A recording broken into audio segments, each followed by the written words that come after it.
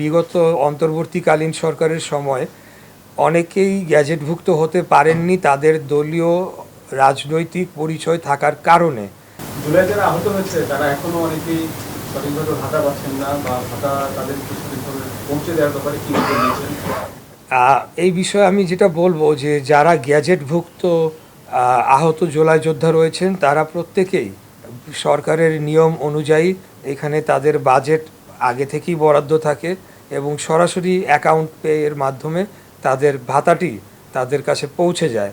আরেকটি আপনি যেটি হয়তো বা মিন করেছেন যে বিগত অন্তর্বর্তীকালীন সরকারের সময় অনেকেই গ্যাজেটভুক্ত হতে পারেননি তাদের দলীয় রাজনৈতিক পরিচয় থাকার কারণে।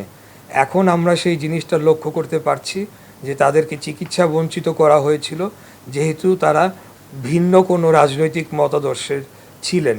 তো এই ব্যাপারে আমি এবং আমাদের এই মন্ত্রণালয়ের মাননীয় মন্ত্রী আমরা একটা সিদ্ধান্ত নিয়েছি।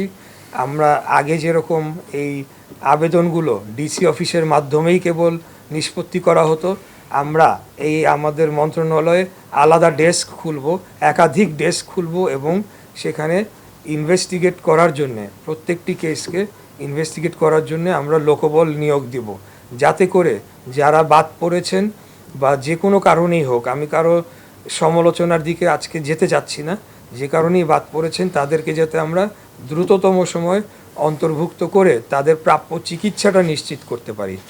আমি একটু অ্যাড করি যে আসলে ভাতা পাওয়ার জন্যে বাংলাদেশের ছাত্র জনতা রাস্তায় নেমে এসে বুলেটের মুখে দাঁড়ায়নি। তাদের ওই অর্থটুকু প্রয়োজন, সেটা হলো চিকিৎসার জন্য এবং এটা তাদের প্রাপ্য। এই সংক্রান্ত আইন আমরা সংসদে পাশ করেছি, আমরা তাদেরকে কোনো করুণা করছি না। পাশাপাশি তাদেরকে স্বাবলম্বী করে তোলার জন্যে আমরা কিছু প্রোগ্রাম হাতে নিয়েছি, যেটা জুলাই গণ অভ্যুত্থান অধিদপ্তর বাস্তবায়নের কাজ শুরু করেছে।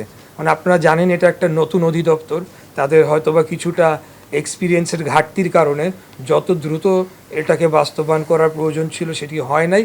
তবে আমরা এই ব্যাপারে এখন অত্যন্ত সিরিয়াস, আমরা দ্রুত তাদের পুনর্বাসন করব, তাদের স্বাবলম্বী করব, যাতে যারা আহত হয়েছেন কিন্তু কর্মক্ষম তারা যাতে নির্দিষ্ট তাদের প্রয়োজন অনুযায়ী কর্মস্থানে যোগ দিতে পারেন, এটি আমি বলতে চাই।